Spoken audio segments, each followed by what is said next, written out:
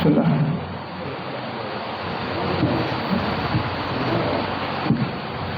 Bismillahirrahmanirrahim. Assalamualaikum warahmatullahi wabarakatuh.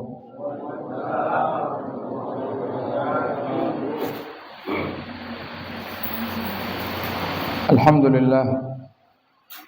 Alhamdulillahilladzi hadana li hadza wa ma kunna linahtadiya laula an hadana Allah.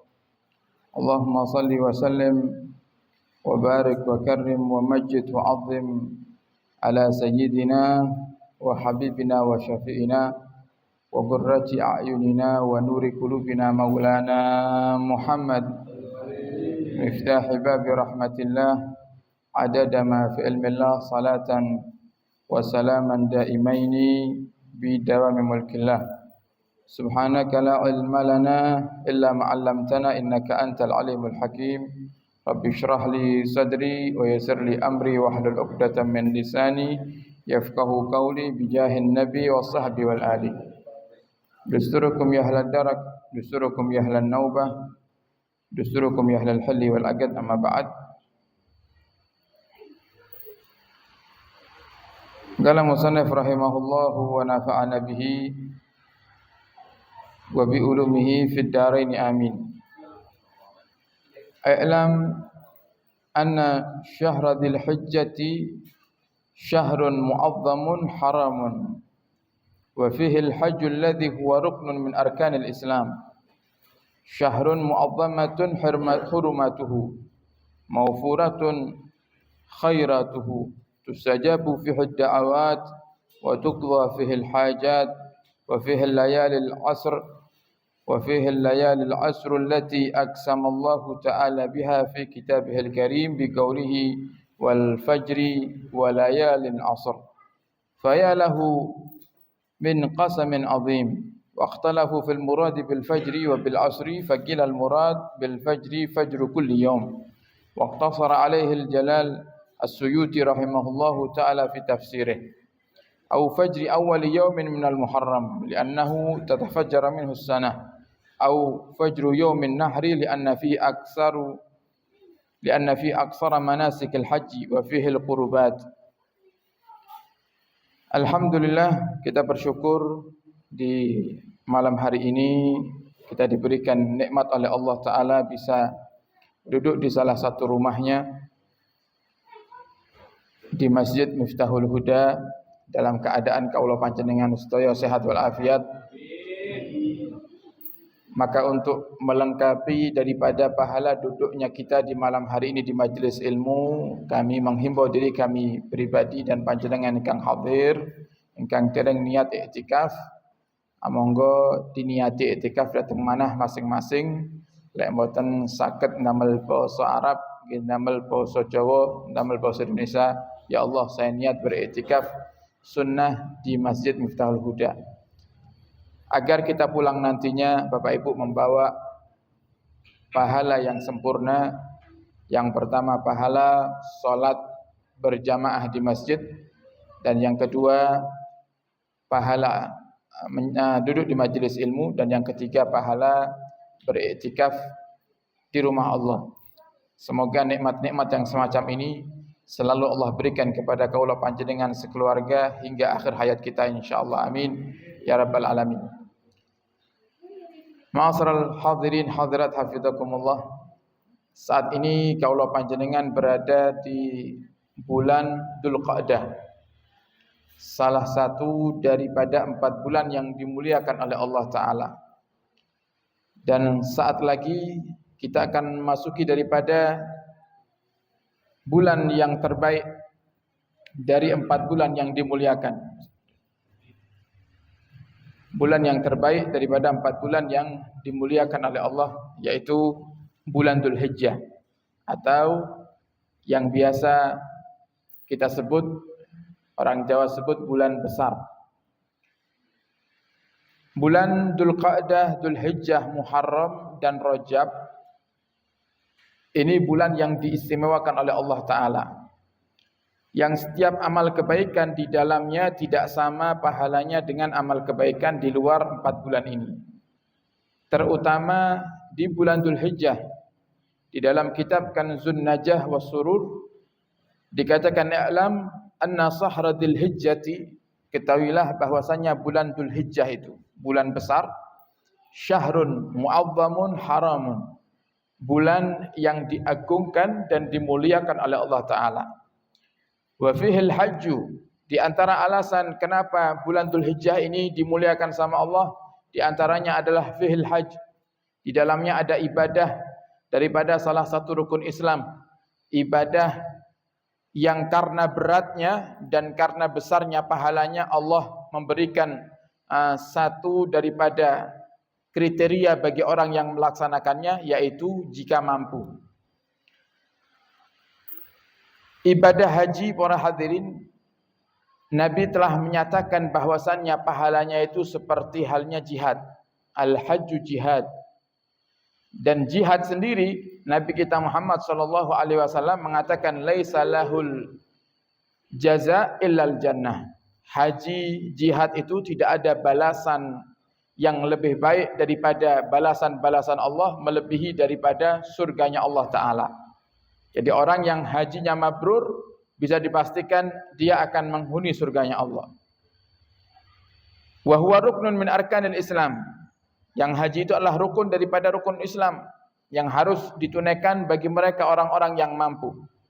Jika ada orang yang mampu haji tapi enggan, malas, tidak mau menjalankan ibadah haji, para hadirin, maka Nabi sudah menyatakan dalam hadisnya, man kana lahu malun, dalam riwayat man kana lahu zadun, siapa orang yang punya harta, punya bekal, yuballighu, yang bisa menyampaikan dia kepada Baitullahil Haram, ke tanah haram, ke Mekah, untuk menjalankan ibadah haji, walam yahujja, tapi ternyata dia tidak mau melakukannya, maka falyamut insya'a yahudiyan wa insya'a nasraniyan, maka matilah dia nanti dalam keadaan kalau tidak Yahudi ya Nasrani matinya. Artinya apa? Orang yang diberikan kemampuan oleh Allah Ta'ala untuk menjalankan ibadah haji tapi tidak mau berangkat padahal mampu, maka Allah akan jadikan matinya nanti su'ul khatimah. Dan orang yang di kondisi mampu menjalankan ibadah haji, kewajibannya terus akan menjadi kewajiban dia walaupun dia sudah wafat. Artinya apa? Kalau ada orang, para hadirin, dia kaya tapi enggak mau haji, takut hartanya habis. Ketika dia meninggal, maka harta yang dia tinggalkan untuk ahli warisnya tidak boleh dibagi waris terlebih dahulu sebelum anak-anaknya menyelesaikan daripada tugas-tugasnya mayit. Di antaranya apa? Hutang kepada Allah. Seperti nazar. Kalau si mayit waktu hidupnya pernah nazar yang berkaitan dengan harta. Oh, misal dia pernah bernazar, ya Allah, jika panjenengan paringi lancar niki dagangan kula nazar bakal sedekah infak datang masjid Miftahul Huda 10 juta. Giliran sudah dikasih lancar sama Allah, lali karo nazare. Anaknya tahu itu. Anaknya sadar orang tuanya pernah bernazar yang semacam itu. Maka bagi si anak ketika orang tuanya meninggal, tidak boleh harta waris langsung dibagi. Nazarnya diselesaikan dulu. Kemudian yang kedua, hutang kepada manusia. Hutang pada manusia. Oh, ternyata mungkin punya hutang sama tetangga, saudara. Anaknya tahu, harus selesaikan itu. Yang ketiga adalah tanggungan yang belum dia penuhi daripada kewajiban-kewajiban yang telah diwajibkan oleh Allah Ta'ala. Di antaranya haji. Di antaranya adalah haji. Diambilkan dari harta itu untuk si anak menghajikan orang tuanya dengan haji badal. Atau kalau istilah Indonesia itu haji amanat. Dengan ketentuan dan syarat-syarat yang telah disebut oleh para ulama di dalam kitab-kitab fikih. Kalau jenazahnya laki-laki, maka yang selanjutnya tidak boleh dibagi sebelum diambil hartanya untuk prosesi pemakaman. Untuk beli kain kafan, kalau memandikannya butuh biaya, beli sabun dan lain-lainnya. kemudian pemakamannya, gali makamnya juga butuh biaya, diambilkan dari harta mayit yang laki-laki ini. Kalau perempuan yang meninggal, yang nanggung walinya, yang menafkahinya. Kalau istri, ya berarti yang nanggung suami. Kalau dia enggak punya suami, ya berarti yang nanggung ayahnya. Atau orang yang menanggung nafkahnya. Kalau semuanya sudah diselesaikan, kemudian masih ada sisa, baru disebut warisan. Baru disebut warisan, dan di saat itu dianjurkan untuk segera dibagi. Oleh karenanya para hadirin, yang jadi pertanyaan itu, kadang ada orang yang masih hidup dia berwasiat untuk infak. Bukan hal yang salah, wasiat itu sunnah. Berwasiat itu sunnah. Tapi kalau wasiatnya berkaitan dengan harta, dan panjenengan sendiri enggak yakin anak panjenengan bakal melakukan wasiat itu, maka jangan coba-coba untuk wasiat. Karena sama dengan panjenengan memberikan ladang dosa untuk anak-anak yang akan jenengan tinggal. Sebagai contoh, panjenengan hari ini punya uang, panjenengan tulis surat wasiat. Anak-anakku, nanti kalau bapak meninggal, tolong duit bapak itu yang diberangkas, sing warnane abang-abang, jumlahnya enten sak miliar niku. Jenengan pendet nak 100 juta, jenengan infakkan datang Masjid Miftahul Huda. Maka 100 juta ini malih nak Masjid Darun Najah. Padahal di saat itu dia mampu memberikan langsung tanpa wasiat. Lah sedangkan anaknya, anak yang jarang sholat, jarang ngaji, enggak ngerti hukum wasiat seperti apa. Kemudian begitu ayahnya meninggal, datang waktu pembagian waris, setan datang. Ini bapakmu wasiat. Duit yang ditinggal 1 miliar. 100 juta disuruh nyerahkan ke Masjid Miftahul Huda. 100 juta suruh nyerahkan ke Masjid Darun Najah.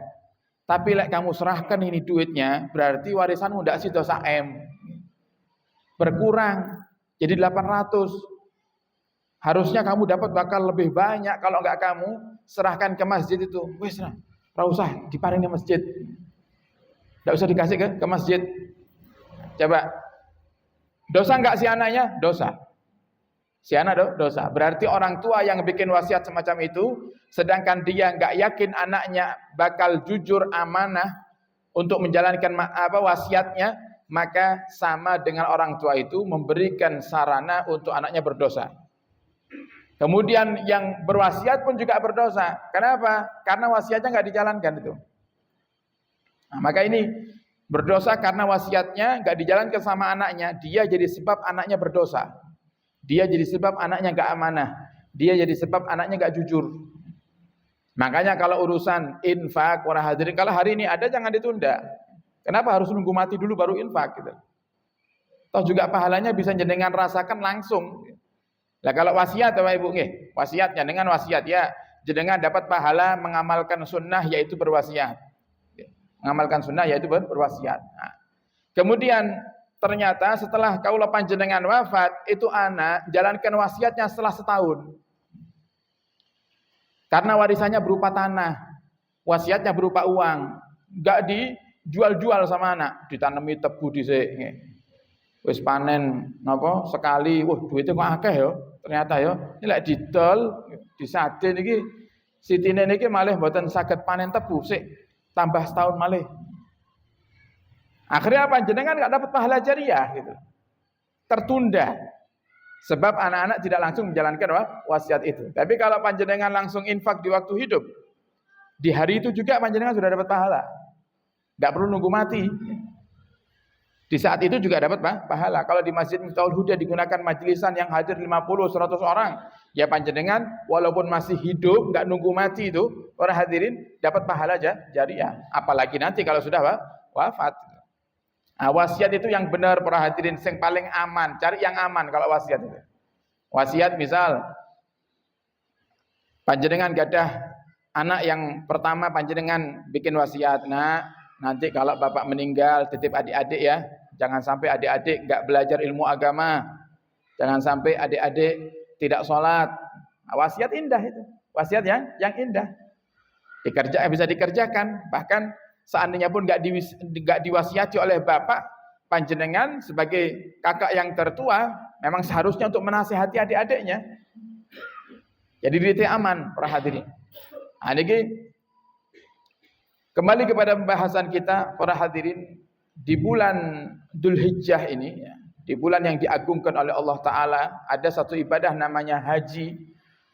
Kalau kita punya kemampuan, maka kita wajib untuk melaksanakannya. Kalau kita nggak mampu, maka jangan sampai kita memaksakan juga. Karena banyak orang haji memaksakan, para hadirin ya. Makanya ada istilah sekarang itu haji legal, haji ilegal.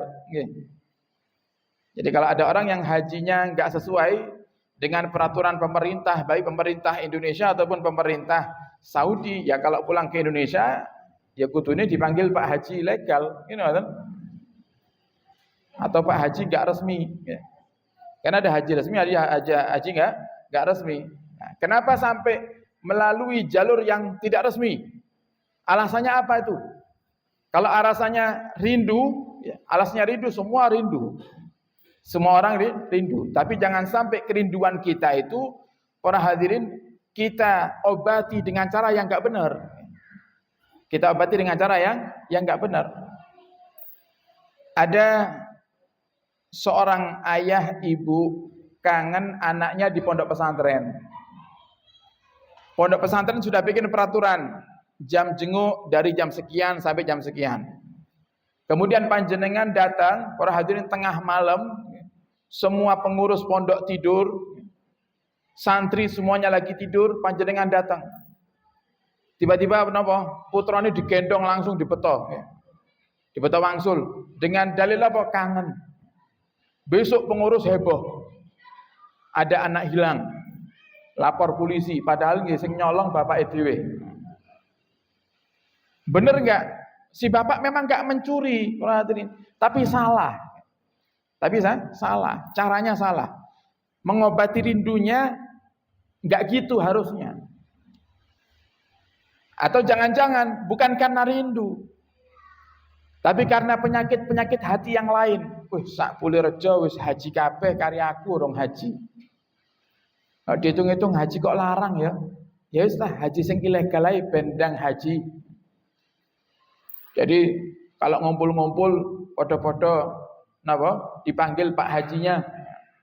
Kalau kok mboten gengsi piyambakan, isin piyambakan lah.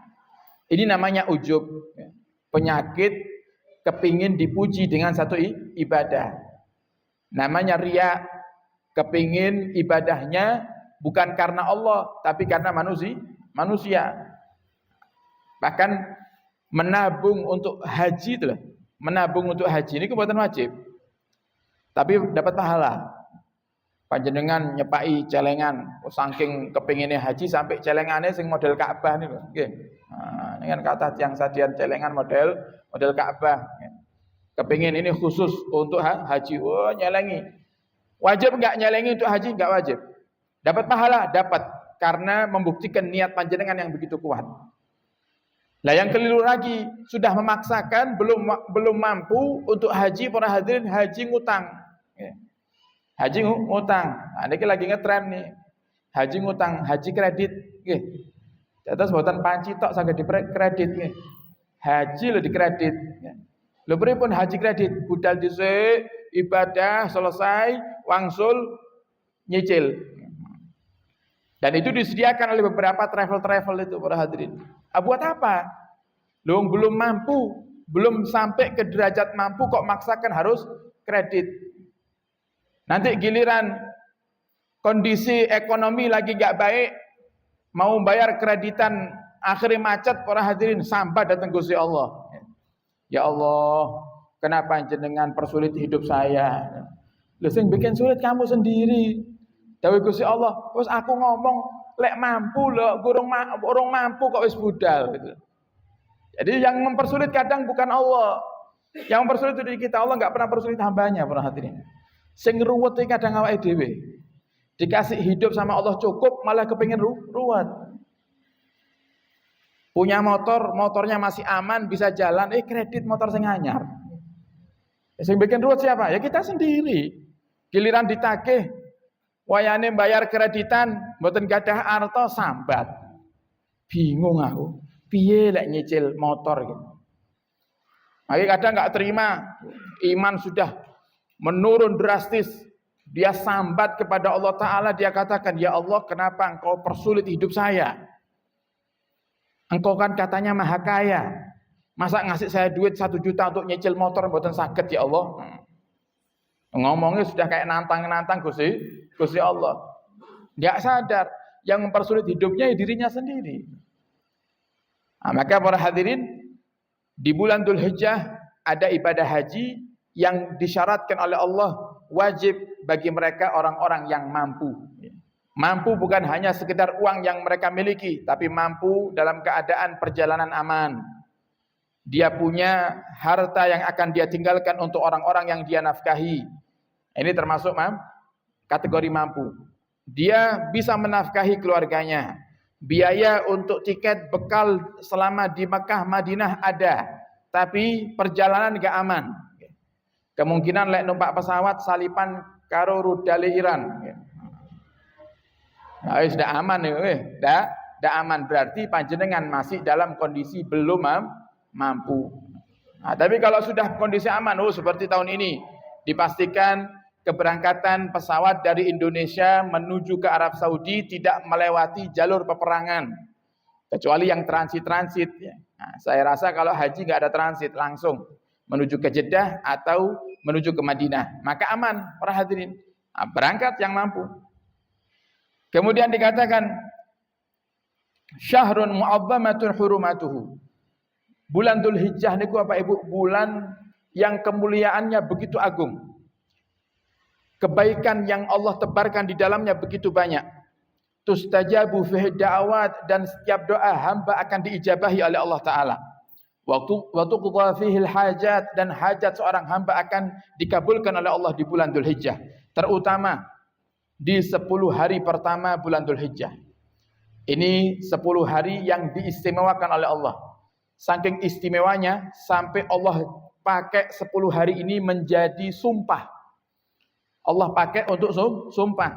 Dalam Al-Quran Allah sebut wal fajri walayalin asr. Wal fajri, dan demi waktu fajar. Sebagian ulama berpendapat, apa waktu fajar ini? Fajar yang mana yang dimaksud sama Allah Ta'ala? Sebagian ulama ahli tafsir mengatakan setiap waktu subuh. Fajar itu maksudnya waktu subuh. Dan demi waktu subuh setiap hari. Saking mulianya waktu subuh. Sesuatu itu Bapak Ibu, kalau dijadikan sumpah oleh Allah Ta'ala, berarti itu adalah sesuatu yang mulia. Wadduha, waktu duha, waktu yang mulia. Orang yang menjalankan salat duha masuk golongan awabin, orang-orang yang kembali kepada Allah Ta'ala. Wal asr, dan demi masa. Kalau panjenengan tidak akan bisa beribadah kepada Allah Ta'ala kalau Allah enggak kasih waktu kita. Demi waktu asar, waktu yang dimana banyak orang lalai. Walayalin asr, dan 10 malam. Kata Allah, dan demi 10 malam. Para ulama ahli tafsir di dalam pendapat yang masyhur, pendapat yang nomor 1 mengatakan walayalin asr ini adalah 10 hari pertama bulan Dzulhijjah. 10 hari pertama bulan Dzulhijjah. Hal ini diperkuat dengan hadis Nabi kita Muhammad sallallahu alaihi wasallam yang diriwayatkan oleh Sayyidina Abdullah bin Abbas, bahwasanya Rasulullah bersabda, "Ma min ayyamin afdalu indallahi walal amalu fihinna ahabbu ilallahi ta'ala min hadhil ayyam ayyamil asr." Tidak ada amal kebaikan dan tidak ada daripada hari-hari yang lebih dicintai oleh Allah jika dilakukan oleh seorang hamba melebihi amal kebaikan yang dilakukan di hari-hari ini, kata Nabi Muhammad, yaitu ayyamil asr, 10 hari pertama bulan Dzulhijjah. Jadi tidak ada kebaikan yang paling disukai sama Allah kecuali jika Allah melihat hambanya beribadah di 10 hari pertama bulan Dzulhijjah. Maka fa'aksiru fihinna minat tahlil wa takbir. Maka yang pertama perbanyak zikir. Ya. Yang pertama perbanyak zikir. Daripada zikir tahlil, la ilaha illallah, takbir, Allahu Allahu Akbar, tahmid, alhamdulillah. Perbanyak zikir di 10 hari pertama bulan Dzulhijjah. Yang kedua, perbanyak puasa di 10 hari pertama bulan Dzulhijjah. Lek saged puasa dari tanggal 1 sampai 9. Kalau 10 enggak boleh puasa. Nah, kenapa enggak boleh puasa 10-nya? Kenapa? Hari raya Idul Adha, hukum berpuasa di hari raya hukumnya apa? Haram, ya. Berpuasa di hari raya hukumnya haram. Kalau dipaksakan puasa, maka puasanya enggak sah dan berdosa. Sunnah puasa dari tanggal 1 sampai 9. Kok ternyata kalau panjenengan enggak mampu puasa dari tanggal 1 sampai 9, mampunya hanya 2 hari, maka pilih tanggal 8 dan 9. Atau yang biasa kita kenal dengan puasa Tarwiyah dan Arafah. Puasa Tarwiyah dan Arafah. Jadi amalan yang kedua yang sangat dianjurkan oleh Nabi Muhammad adalah berpuasa. Kata Nabi, wa inna siyama yaumin fiha. Berpuasa satu hari di 10 hari pertama bulan Dzulhijjah, dari tanggal 1 sampai tanggal 9, para hadirin, ya'dilu bisyami sanatin, pahalanya sama dengan berpuasa 1 tahun. Berarti awak dhewe poso dari tanggal 1 sampai tanggal 9, seakan-akan kita mendapatkan pahala puasa 9 tahun. Jadi 9 tahun poso kira-kira tahu mboten ya? Sudah 9 tahun, sak tahun poso penuh. Pernah enggak? Wah, dari 1000 mungkin hanya 1-2 orang yang bisa. Poso dahar, ada namanya poso Daud, kan? Ada namanya puasa dahar. Dahar itu puasa tiap hari, kecuali di hari-hari yang haram. Seperti hari raya Idul Fitri, Idul Adha, kemudian hari Tasyrik. Selain daripada hari-hari yang haram ini, dia puasa terus tiap hari, nyambung. Ramadan pun terus nyambung. Nah, ini sulit untuk kita kerjakan, tapi kita bisa mendapatkan puasa 1 hari dikasih pahala 1 tahun puasa sama Allah. Yaitu puasa di 10 hari pertama bulan Dzulhijjah. Wal amalu fihinna yudha'afu bi 700, dan beramal baik di 10 hari pertama bulan Dzulhijjah ini, para hadirin, Allah Subhanahu wa taala lipat gandakan pahalanya dan balasannya menjadi 700 kali lipat. Panjenengan puasa 1 hari pahalanya 1 tahun. Belum lagi nanti dilipat gandakan sama Allah menjadi 700 kali lipat.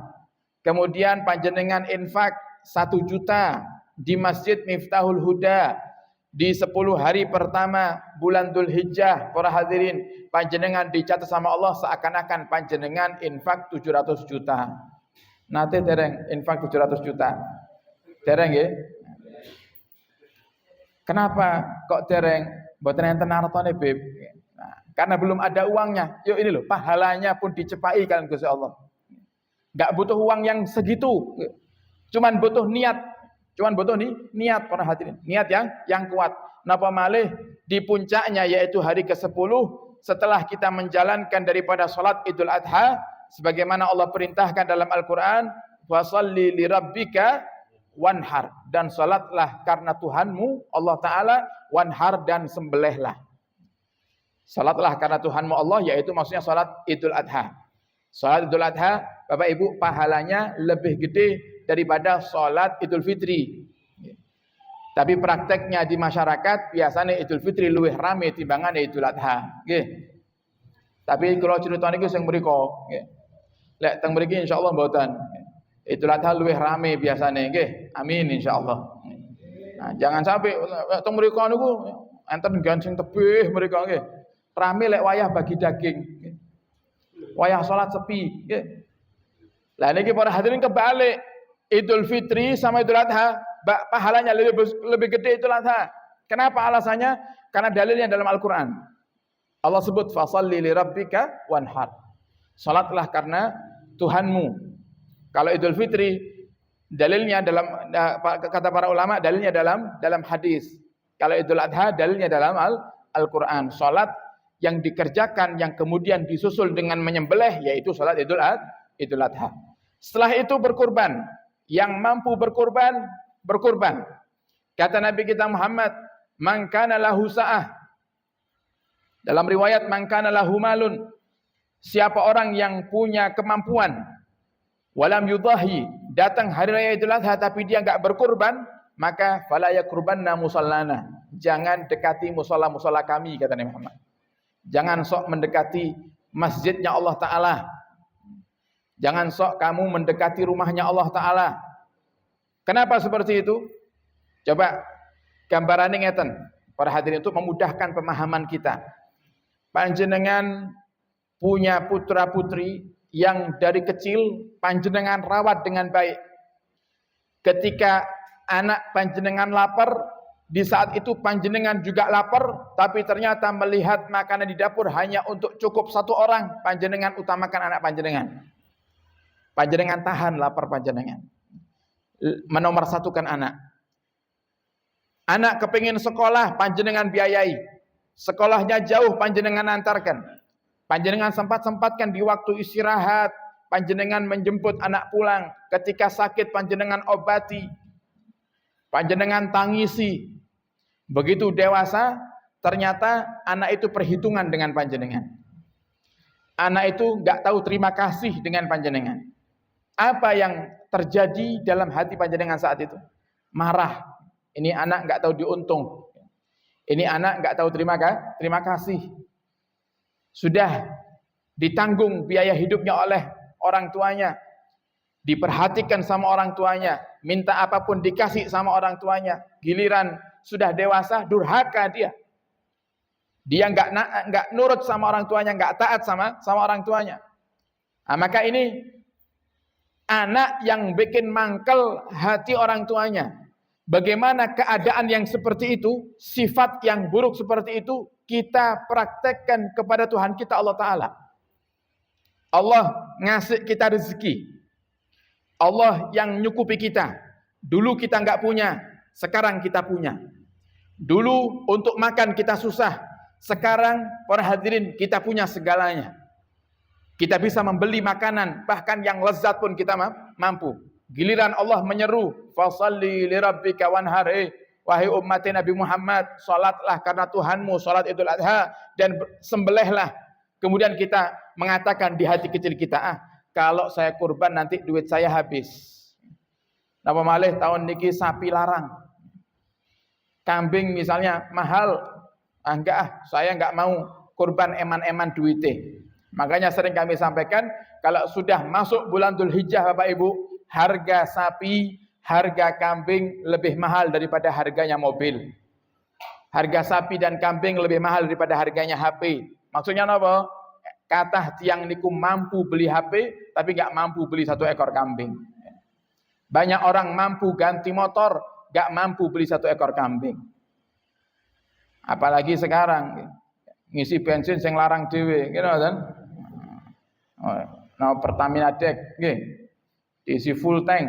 Wah, isi full tank Pertamina Dek wis saged tumbas kambing, gitu kan? Bisa beli kan? Kambing para hadirin. Tapi dia rutin ngisi, tapi malas. Mau berkurban malas, enggak mau. Enggak mau berkurban, padahal mampu dia. Nah, maka para hadirin diniati dari sekarang. Pompong masih Dzulqa'dah diniati. Innamal a'malu binniyat. Dawuh Nabi Muhammad itu segala amalan itu tergantung niatnya. Lek niate tenanan akan dipermudah sama Allah. Kalau niatnya kita benar, kuat, Bapak Ibu, kita akan dipermudah sama Allah. Maka niat dari sekarang, ya Allah, kula pengin ya Allah. Sudah bertahun-tahun saya enggak berkurban ya Rabb, kepingin tahun ini berkurban, maka permudah rezeki kami ya Rabb. Permudah rezeki saya ya Allah, dan takdirkan di tahun ini saya bisa berkurban. Urusan nanti diijabahi atau tidak sama Allah Ta'ala itu urusannya Allah Ta'ala. Yang penting ada niatan dulu.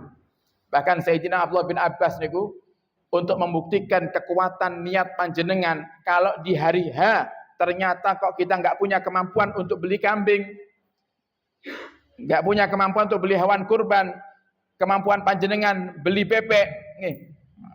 Kemampuannya namung tumbas napa? Ayam. Maka enggak apa-apa, sudah beli ayam, tafaulan. Tafaulan itu derek-derek tiang sing kurban. Walaupun dereng saged kambing, sing penting tahun niki saged nyembelih nggih. Padha-padha nyembelih nggih. Cuman beda binatange nggih. Lek sing kurban nyembelih kambing, awake dhewe nyembelih napa? Ayam nggih. Nyembelih ayam. Oh, berarti kurban ayam saged. Nah, niki jangan sampai ngantuk lek ngaji nggih. Nggih wis bebasane sesat enek kok kurban anyar maneh nggih. Biasanya sing mulai alit kalau diajari ustaz kula kurban namung telu nggih. Lek mboten unta ya sapi, lek mboten sapi ya kambing. Ini anyar aliran apa malih niki kok kurban damel bebek nih. Nggih. Ini namanya tafaulan. Tafaulan itu para hadirin kata Sayyidina Abdullah bin Abbas, kalau memang sanggupnya di hari itu kita belum sanggup untuk beli kambing tapi mampu beli napa ayam ya wis derek nyembelih wae. Ikut-ikut nyembelihnya walaupun secara ilmu fikih belum dianggap kurban karena bukan termasuk daripada hewan kurban. Tapi minimal ya Allah niki lho ya Rabb. Kula niki tenanan ya Allah kepengin kurban.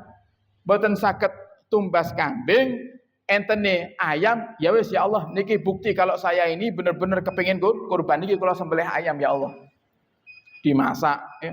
Apa dibagikan sebagian daging dimasak ya. Niki para hadirin niat yang kuat. Maka kita berharap kepada Allah Ta'ala semoga Allah takdirkan kita di tahun ini semuanya bisa berkurban insyaallah. Walaupun mungkin kondisi ekonomi Indonesia lagi tidak baik, para hadirin semoga Allah Subhanahu wa taala memperbaiki ekonomi di Indonesia, rakyatnya dimakmurkan, kaula panjenengan diparingi rezeki yang lancar, banyak halal barakah. Allah cukupkan kita dengan yang halal, Allah jauhkan kita dari yang haram, dan semoga Allah Subhanahu wa taala memanjangkan umur kaula panjenengan sedaya dalam ketaatan serta sehat wal afiah. Yang sakit diberikan kesembuhan, yang sempit rezekinya dilapangkan, yang punya hajat dikabulkan hajat-hajatnya, yang punya hutang dilunasi hutang-hutangnya, dan semoga jika tahun ini kita belum ditakdirkan berangkat haji, semoga tahun-tahun yang akan datang Allah takdirkan kita semuanya saged ziarah Mekah dan Madinah, menjalankan ibadah haji dan umrah dan ziarah Nabi kita Muhammad sallallahu alaihi wasallam, dan setelah panjang umur Allah wafatkan kita semuanya dalam keadaan husnul khatimah. Ala hadhihi niyyah wa ala kulli niyatin salihah bijahil nabi wa alin nabi ila hadratin nabi sallallahu alaihi wa alihi wasallam. Bismillahil Fatihah.